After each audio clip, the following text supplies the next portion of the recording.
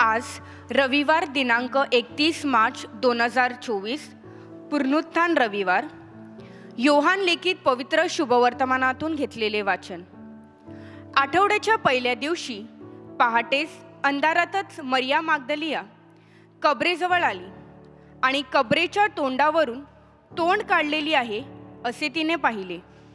यास्तव शिमोन पेत्र व येशूचा प्रिय शिष्य यांच्याकडे धावत येऊन ती त्यांना म्हणाली, त्यांनी प्रभूला कबरेतून नेले व त्याला कोठे ठेवले आहे हे आम्हास ठाऊक नाही। यावरून पेत्र व तो दुसरा शिष्य बाहेर पडून कबरेकडे जाव्यास निघाले।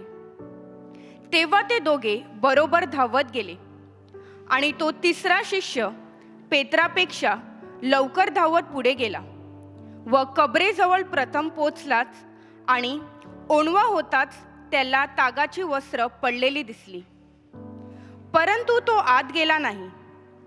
मग सिमोन पेत्रही त्याच्या मागून निघून गेला व कबरेतून शिरला आणि तागाचे वस्त्रे पडलेली आणि त्याच्या डोक्याला होता तो रुमाल तागाची वस्त्राजवळ नव्हे तर वेगळा एकीकडे गुंडाळून पडलेला आहे असे त्याला दिसले।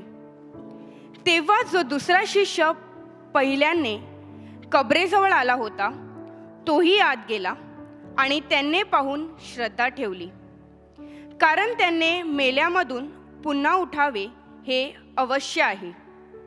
हा शास्त्रलेख त्याला तोपर्यंत समजला नव्हता। चिंतन: ईस्टर हा नवीन निर्मितीचा सण आहे। प्रभू येशू मरणातून उठला आहे आणि आता तो मरणार नाही। त्याने नवजीवनाचे दार उघडले आहे। त्याने मानवजातीला स्वतःच्या पुनरुत्थानाद्वारे देवामध्ये सामावून घेतले आहे। 3ऱ्या शतकातील एक तत्वज्ञानी टर्टुलियन लिहितात की, निश्चित रहा, ख्रिस्ताद्वारे तुम्ही स्वर्गात आणि देवाच्या राज्यात तुमचे स्थान प्राप्त केले आहे। ईस्टरचा दिवस परमेश्वराचा नवीन निर्मितीचा शुभारंभ करतो, कारण ईस्टर हा आठवड्याचा पहिला दिवस आहे। सृष्टीची नव्याने सुरुवात होत आहे। देव म्हणतो, प्रकाश होऊ दे, आणि प्रकाश झाला आणि प्रभू येशू कबरेतून उठला।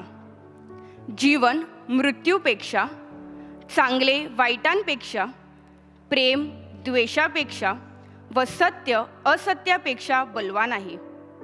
ज्या क्षणी प्रभू येशू कबरेतून उठला आणि स्वतः देवाचा खरा प्रकाश बनतो, त्या क्षणी मागील दिवसांचा अंधार दूर होतो।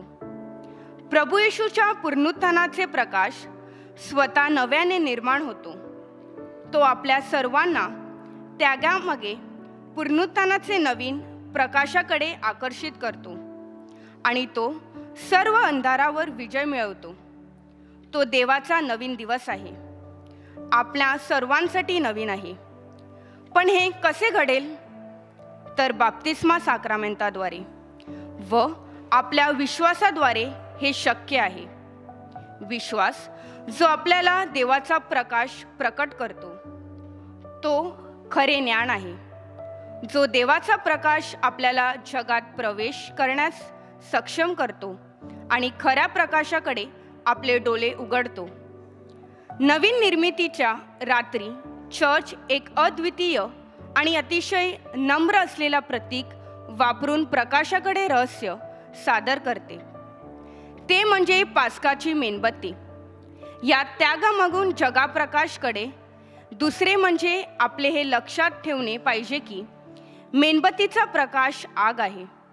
आग ही जगाला आकार देणारी व परिवर्तनाची शक्ती आहे। तेव्हा आपण परमेश्वराकडे प्रार्थना करूया की त्यांनी आपल्याला त्याच्या प्रकाशाचा आनंद अनुभवण्यासाठी पात्र करावे व आपण स्वतः त्याच्या प्रकाशाकडे वाहक व्हावे आणि चर्चच्या माध्यमातून ख्रिस्ताचा तेजस्वी चेहरा जगासमोर यावा म्हणून प्रार्थना करूया।